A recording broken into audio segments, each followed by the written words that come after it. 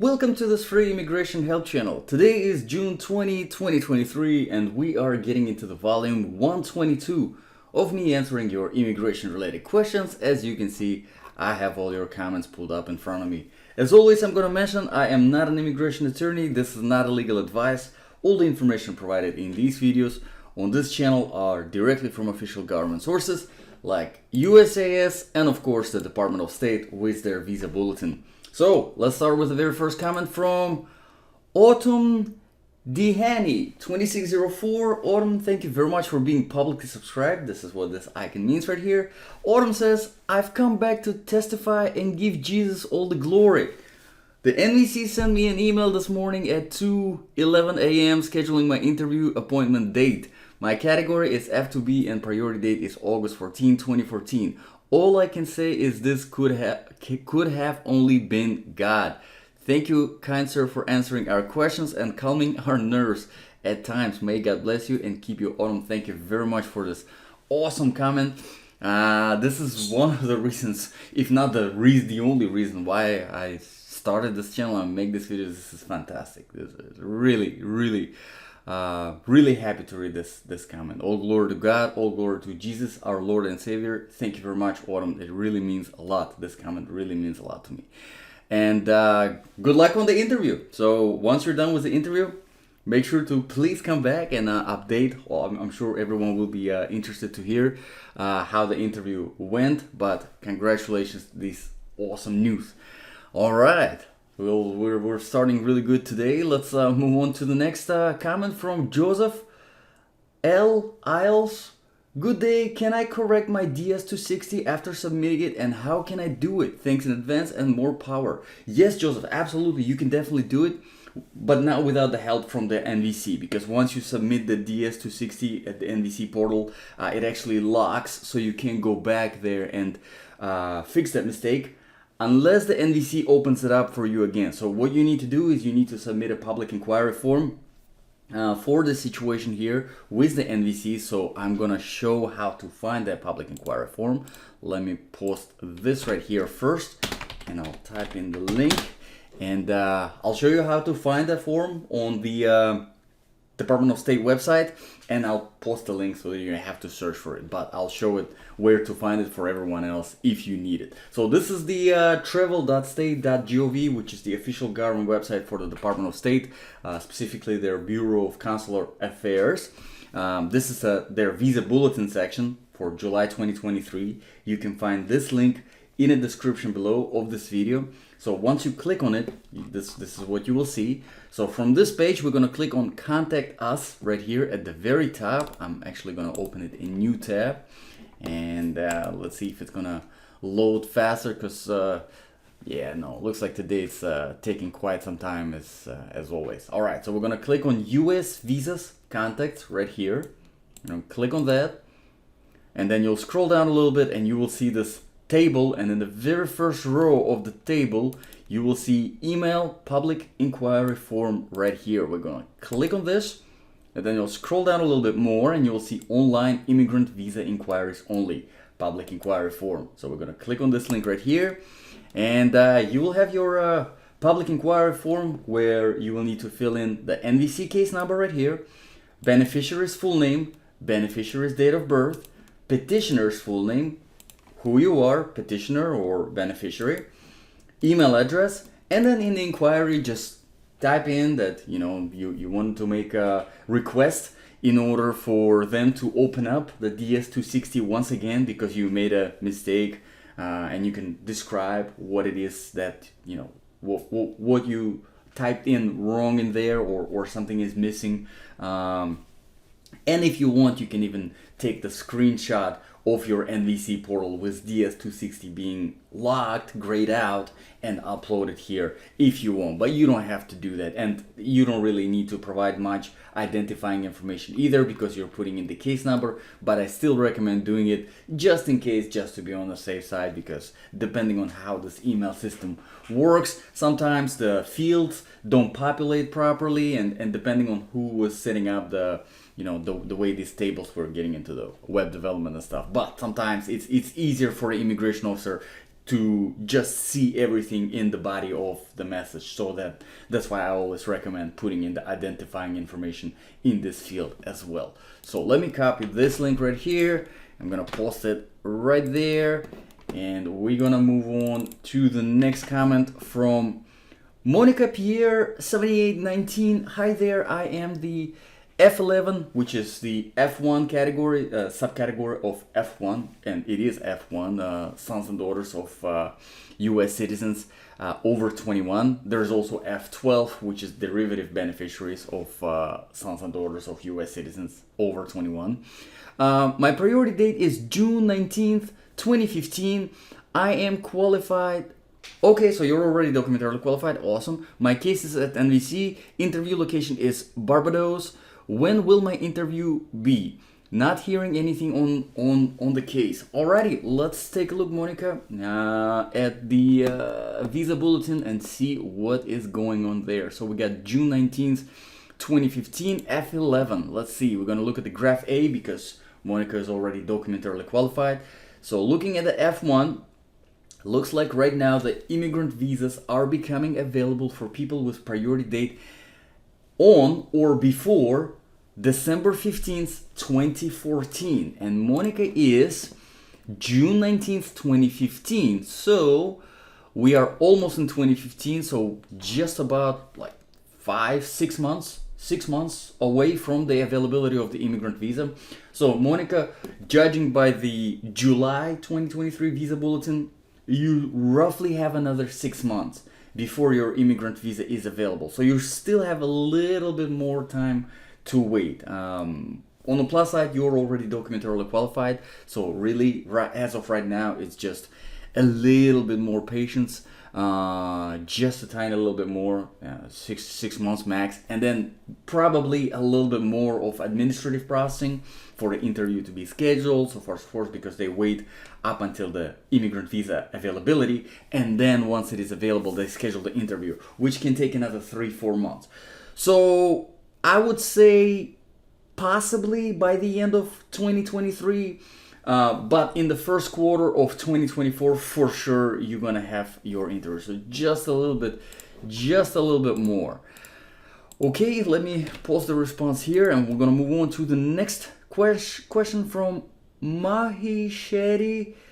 We filed for parents' extension. My husband forgot to take their signature. Ooh, and he shipped documents and checks without applicant signature. Ooh, not good. Based on I-94, 2 more months only there. Okay, can we ship 1 more copy with checks, or we will wait USCIS to review and return our documents? Any suggestions? Okay, great question. Thank you for asking. So I definitely would not recommend sending a whole other copy with checks. Really, just because no matter how many checks you send to USCIS, they tend to cache all of them. All right, so you already send the full application package. They're gonna cache those checks. You send another application package with checks. Even if they reject the application, they will cache the checks. It's sad, okay? But they will. So you definitely don't want to double pay for the same application package. What I would recommend to do is you have really 2 options. Well, not really 2 options. Kind of 2 attempts to fix this. Your parents still have 2 months. Really, it doesn't matter that much if you submit it today or in the next a month and a half, which is probably what you're looking at for the original application to come back from USCIS and them saying, hey guys, in the application the signatures are missing, okay?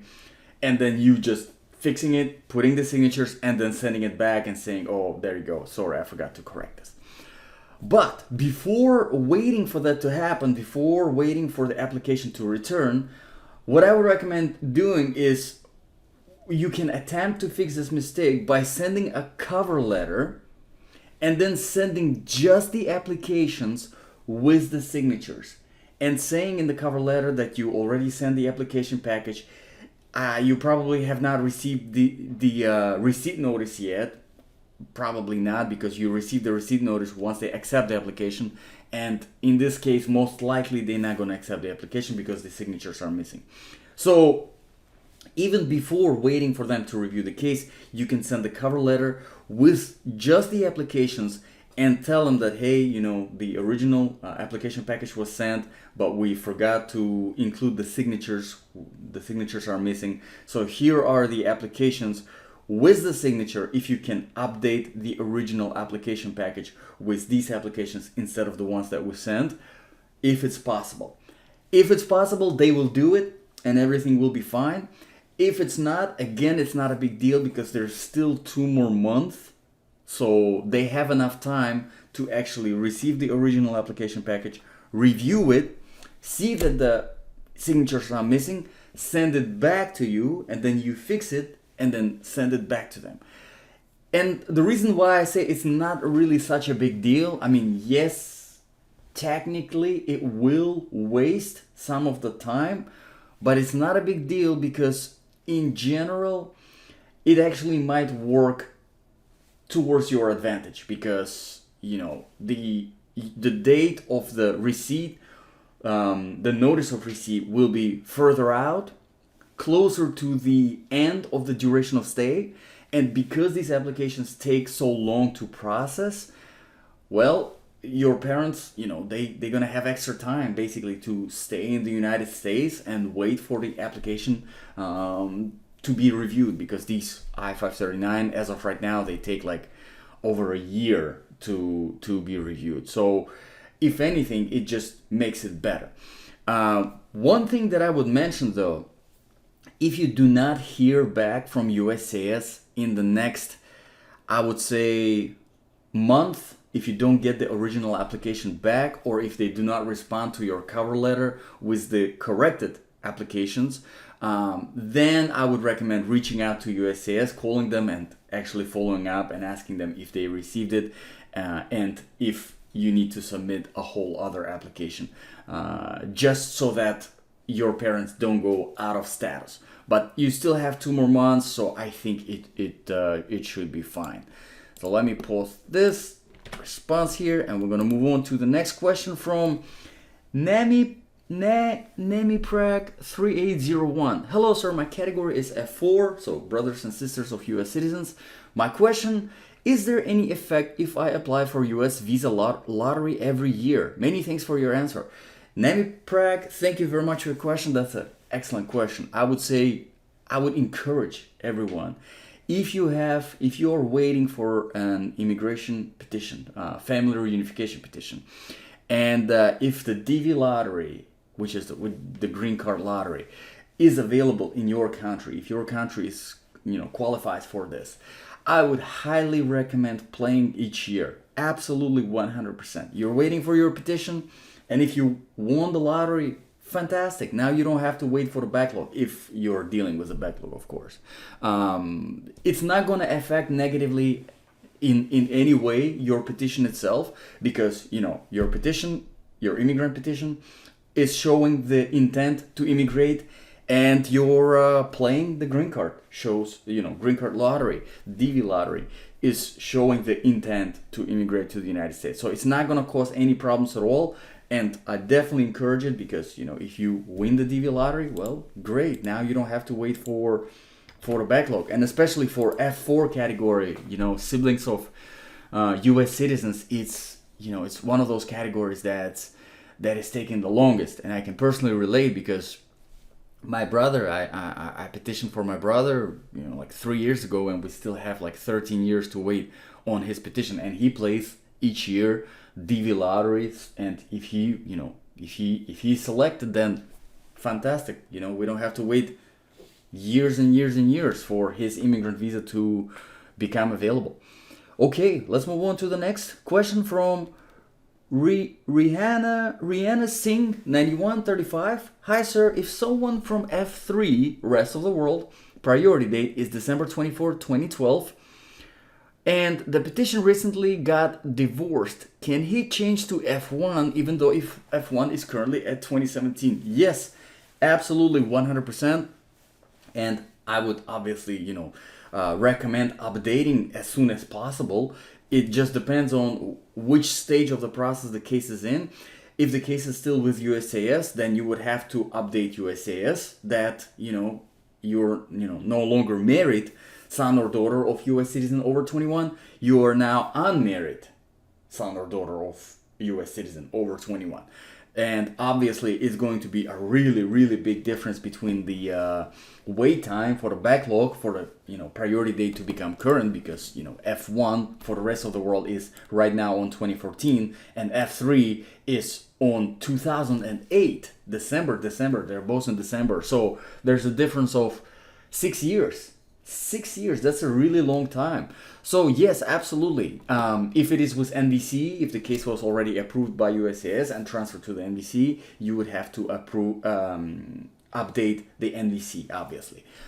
Be prepared to send the cover letter to either USCIS or NVC, depending where the case is, and also the divorce documents, which is usually a divorce, from the court saying that that's it. These two guys, not guys, but guy and a girl, whatever, you get the point, are now divorced. And make sure that it is certified, translated to English, and the translation is certified, because most of the times those divorce decrees, I think that's what they're called, are in original language from the country where the marriage and divorce took place. But that's really it. That's enough for the that's enough evidence to corroborate the fact that the person is no longer married, and it is enough for them to switch the category from F3 to F1. So yes, absolutely, definitely, it can be switched and it should be switched. Okay, moving further to the next comment from Patient Sula 426. Hi there, I uploaded some evidence that my wife was pregnant. Now that she has given birth, should I up some more papers or leave it alone? I hear adding more stuff will increase processing time. Patient Sula, first of all, congratulations on the baby.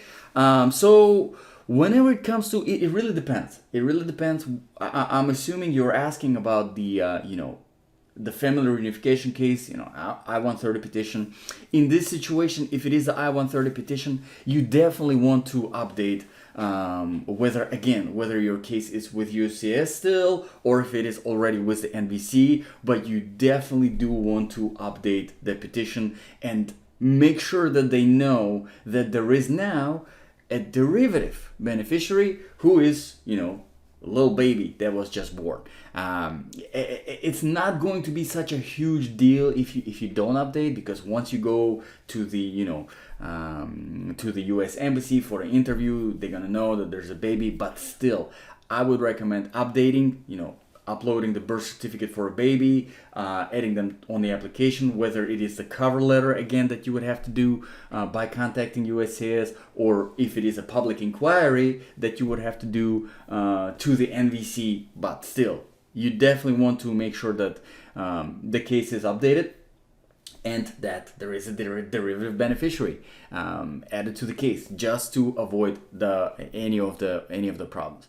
If it is the I-130 that we're talking about, and I'm pretty sure that this is it, because most of the questions on this channel are about family reunification cases, it's really not going to increase the processing time, because whenever it comes to I-130 cases, in most situations, the only waiting that for the most part people are doing is because of the backlog, because of the availability of the immigrant visa, or lack of such availability for that matter, and really the priority date becoming current. So whatever happens, the derivative beneficiaries, or if, like for example, in the situation with Rihanna Singh, where the whole category is now being switched, obviously there will be change in the wait time, positive change in the wait time, but in your situation, Patient Sula, it's really not going to affect it negatively, because if you're still waiting for the availability of the immigrant visa, the priority date is still not current.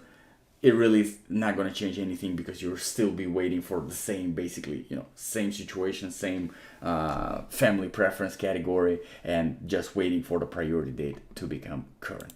Okay, so let me pause this response here, and we're going to move on to the next question from Saeed Hassan 8391. Hi sir, how are you? This is third time am writing to you. I have case of F4 Islamabad, Pakistan, priority date August 2006, and documentarily qualified December 2020. Email are being received for 90 days extension. I see. Kindly advise me of your opinion for the expected date of interview. Saeed, I'm sorry that you're keep on getting these extensions. I think it might have to do with the embassy in Pakistan, and I'm not sure what the situation is over there. How is the situation over there? How is the situation in Islamabad, Pakistan? Because most of the times, whenever it comes to, them scheduling an interview and then extending the date, it is something with the scheduling with the US Embassy. And the problem is that it is very, very specific to the US Embassy in that country, in that city, in that country. So really the only thing that you can try to do as of right now is actually reach out to the US Embassy, and I'm pretty sure I already recommended that for you to do, to reach out to them and ask them, let's say, guys, my everything, because I'm pretty sure you're already current, but let's take a look. I'm pretty sure you're already current, because you wouldn't be getting the extension if you weren't current. You wouldn't be receiving the extensions from the US Embassy. But let's take a look anyway. F4, yes. So yes. So right now, the priority dates that are becoming current as of July 2023 for F4 category are in April 2007. And you are in August 2006. So you're almost a year behind, which, your immigrant visa was already available like almost a whole year. And you're still not getting your interview. So I'm pretty sure it's something with the US Embassy itself in Islamabad, Pakistan. I don't know if you reached out to them ever, but I'm gonna post again their information. I would recommend calling them and asking them. Just be polite, be professional, but tell them that, hey, my immigrant visa is already available. I already had the interview date, but I keep getting the extensions and I don't know what's going on. If you can please tell me what's going on and why I keep getting these 90-day extensions. And hopefully they will be able to answer that question. So this is the website, and for everyone who's watching this video, usembassy.gov. This is the website where you can find all of the embassies, US embassies around the world. So we're gonna go to Pakistan and Islamabad. Here we go. This is their phone number right here. So I'm gonna post my response and I'm gonna post the link. And Saeed, once you figure it out, please come back to this channel and let us know what's going on. If you can get any answer from them over the phone, that would be, really good to know. Okay, let's move on to the next question from Barbara Duarte 653. I am IR5, waiting for my interview. Do I need to bring the I-864 with the original signature on page 8? All right, excellent question. So whenever it comes to I-864, which is the affidavit of support, they don't request it for the interview itself, but I would still recommend bringing all of these documents, the original I-130 if you have that, the original I-864, all of the stuff, even if they did not request it, in a separate folder. Have it with you during the interview just in case. Have in the folder the documents that they requested in the email once they scheduled the interview. All the documents that they requested, which would be the tax documents, financial documents, which would be the birth certificates, stuff like this. And then in a separate folder, just in case, all the stuff that is related to the petition that you had in the petition, just to be on the safe side. They're not gonna ask for it, they shouldn't ask for it, but just in case, it's really good practice to have it with you. Just in case if any kind of question comes up, you can always, oh yeah, I have the I-864. There you go, boom. But Barbara, great question. Thank you for asking. IR5, which is the immediate relative category, so no waiting for backlog. Good stuff. Alrighty, let's move on to the next question from Nashok Kumar 5097. Nashok, thank you very much for being a member. I really appreciate it. And yes, there is a membership on this channel. It really does not give you anything extra. I'm just being honest. It is just a way for some of you, if you want to support this channel more. And like I said, I said it probably a long time ago when I created this membership, is all the money that come from these membership, they go towards the translations of some of these videos on this channel.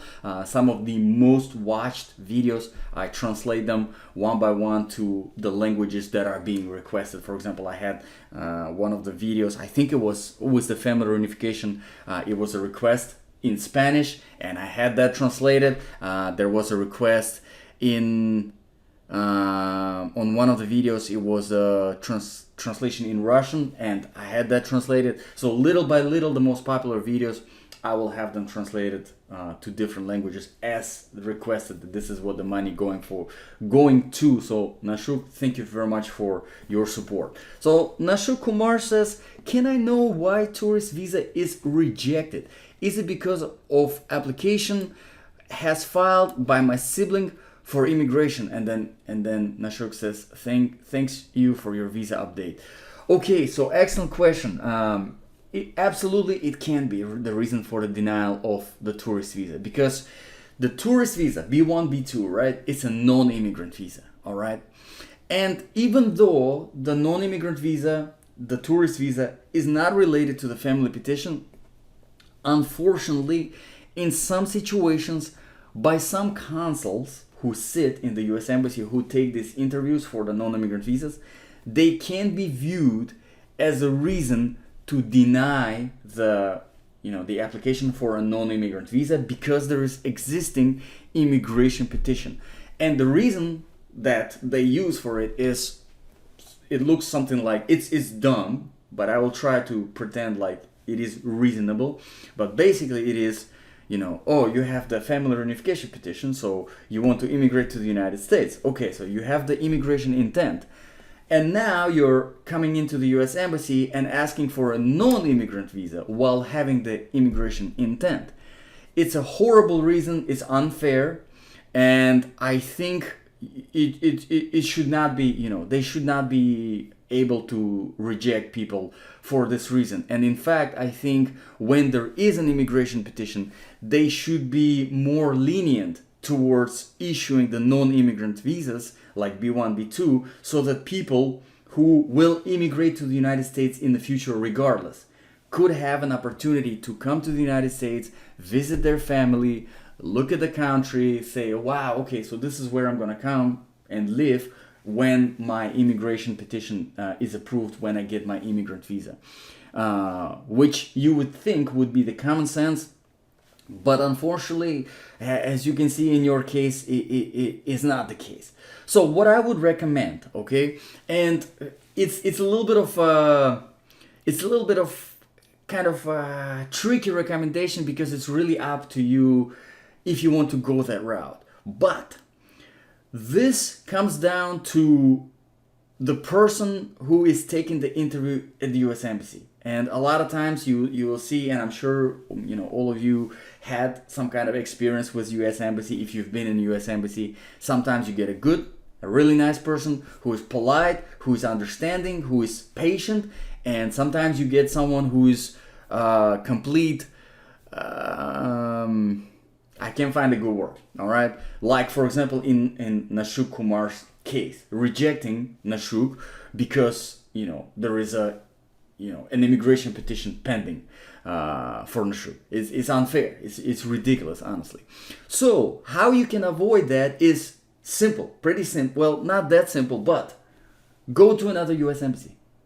All right, that's really it. For example, if you have a US Embassy in, let's say, Islamabad, Pakistan, right?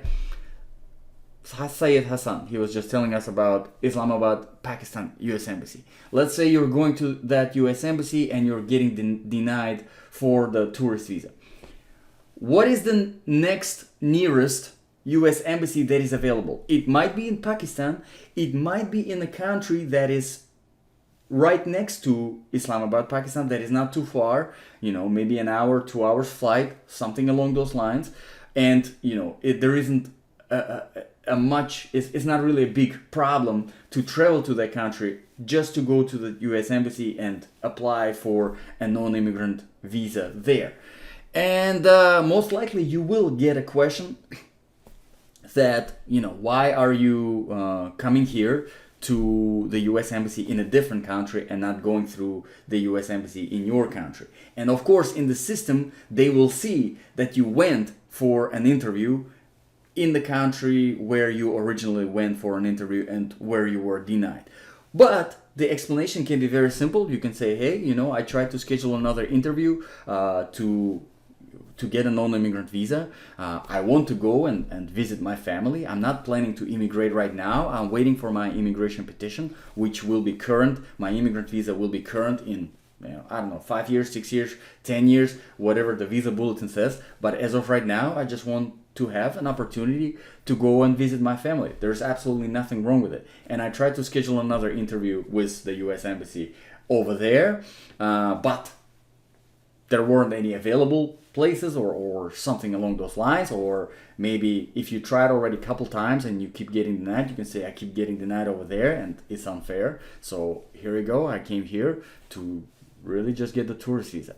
The reason why it's a tricky recommendation is because, well, first of all, now you're investing a little bit more time, a little more money, absolutely, because you have to travel to another country in order to go to a different US Embassy. And there's still a really high chance of you being denied there as well. And it would be, twice as upsetting because now you invested more money, you invested more time into this. But this is unfortunately one of the ways, I don't know if it's unfortunate or fortunate, but one of the ways to kind of walk around this bureaucratic, dumb system, unfair system that we have and kind of play this game of chess with this system. So yes, you have to expect that you're gonna lose, and in most cases we will lose to the system because it's really hard to win once you participate in it. But I personally know quite a few people who kept on getting denied. Some of my relatives actually, who kept on getting denied, and they went to a different country and they scheduled the appointment for actually tourist visa in a different country, and they went there and they got a visa. I had relatives that did the same thing and they were also denied. So again, you see, it's 50-50 really chance, you don't know. But if you want to try, and if you have the ability, if you have money, if you have time, then this is definitely an option. So thank you everyone for asking your questions today. Thank you very much for your comments. Really appreciate them. As always, hopefully my answers were helpful to you. If you have any follow-up questions, don't hesitate to ask them in the comments below. Just make sure not to respond to my comment within your comment, because YouTube does not send me those notifications for some reason. Please submit it as a separate comment under any of the videos or even the posts, and I will still see it on this wall right here. Thanks again for your time. God bless, and I'll see you all in the next video.